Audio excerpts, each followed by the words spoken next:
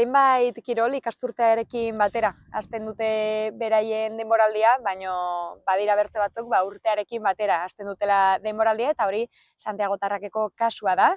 Gaur beraien egoitzara hurbildu gara, pixkat 2024ko balorazio txiki bat egiteko, baino 2025ra begira ere dituzten erronkak argitzeko. Eta horretarako Jone Otaino dugu gaur gurekin. Kaixo Jone, zer moduz? Kaixo, egunon, ondo. Aipatu dugu, urte berriarekin batera zuek ere denboraldi berri hasten duzue normalean, eta prestaketak ere pixkat lehenago hasi baldin badituzue ere, aurkezpena, abendu bukaeran ere egin zenuten, eta ez dakit gogotsu zaudeten urte berriari ekiteko? Bai, urtero bezala, azkenean aurreko astean egin genuen aurkezpena, eta argi geratu zen iaz emaitza oso onak lortu genitula, batzuk geratu zian hor bidean, ez, Klararen olimpiada adibidez, baina, beti bezala gogor entrenatzen dugu, eta batzutan ateatzen da, eta beste batzutan ez da ateatzen, baina baloratu behar dena da egindako lan guzti hori, osea, pozik gaude, eta datorren urteari begira berdin. Baina sigea eta fuerte, urtero bezala. 2024ko balorazio bat egitarako momentuan, aipatu duzu ez, positiboki ere baloratzen duzuela, zerbait egon zen azpimarratzeko, edo 2025 ere errepikatu nahiko zenuketena, edo hobetu, edo berdindu?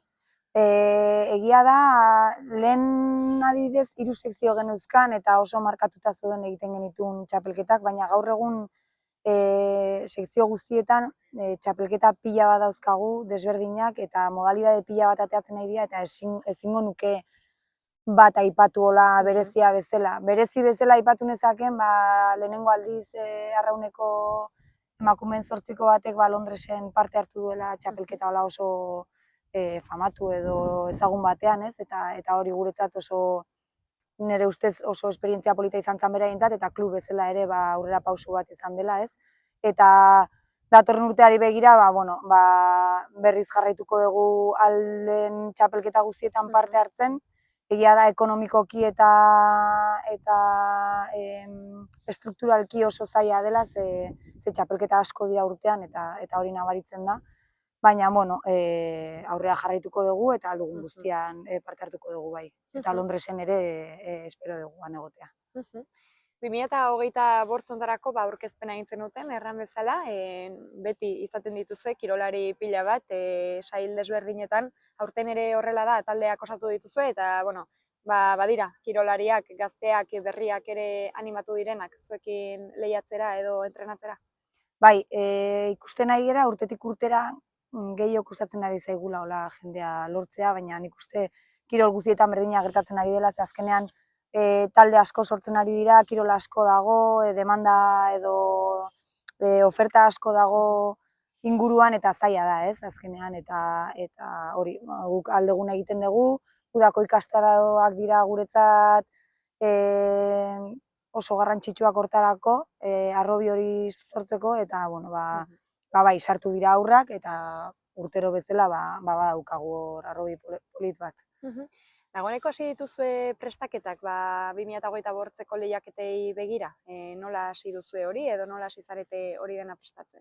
Bai, guk 3 sekzio azkagu hemen, lehenengoak txapelketekin eta txikienak dira, eskolarrak izaten dira. Orain udazkenean 3 txapelketa azkatela bai Lasaitan eta bai Urbizietan.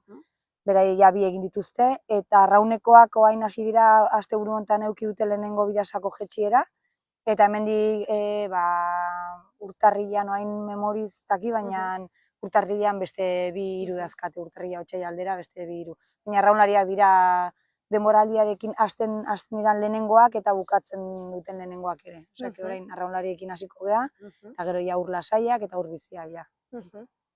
Baduzue begibistan helburu zehatzik aurtengo, zuek aipatu zuen Harrobiarekin egiten duzue lan pila bat, pesatzen dut hori ere izaten dela, ez, urteroko helburuetako bat, ahalik eta hobekien formatu eskolako, ez, kirolari horiek, baina ez dakit baduzuen bertze zerbait berezirik aurtengo azpimarratzeko edo?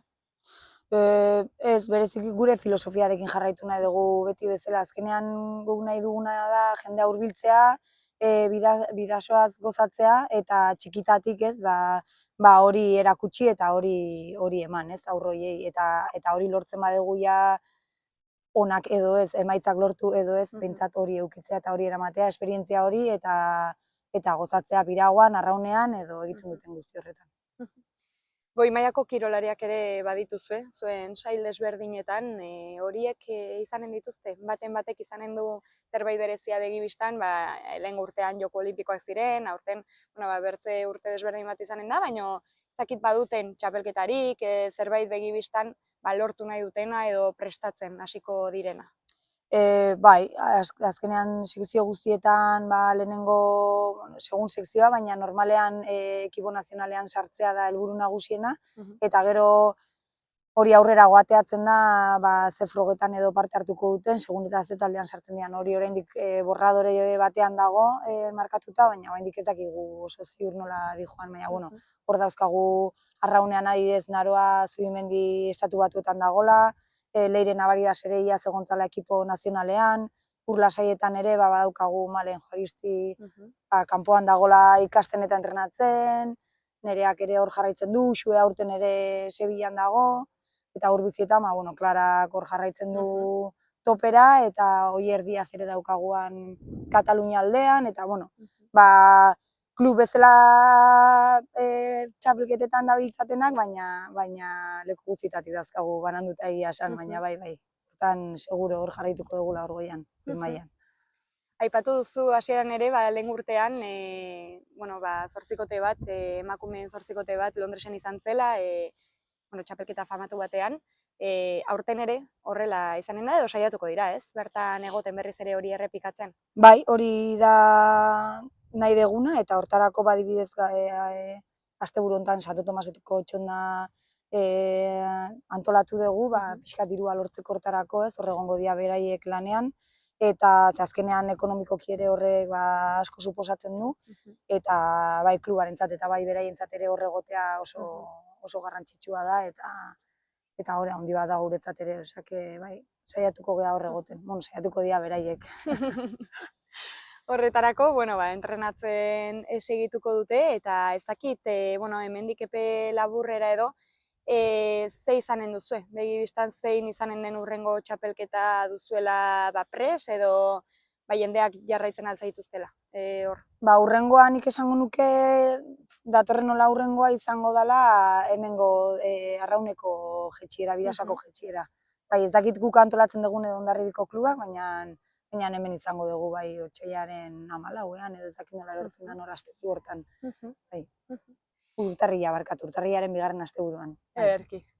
Eta, bukatzen hasteko, ez dakit oraindik ere, badago aukera, zuen klubera gehitzeko, ez? Demoraldi hasiera da oraindik, eta agian baten bat oraindik ez baldin bada, edo ez baldin badu, ez? Ongi erabaki ze kirol praktikatu nahi du, baina aukera hau irekitzen bazaio, oraindik ere badu aukera zuengana jotzeko eta zuekin hasteko. Guk normalean neguan ateak itxita dazkagu komila tartean, ze azkenean negua oso gogorra izaten da, eta gomendatzen duguna da udako ikastaroetara etortzea, udan ondo pasatzea, beroakin, ura epela dagola, eta horren ondoren ja neguan sartzea, pixka sufritzera guk esaten dugun bezala, ez?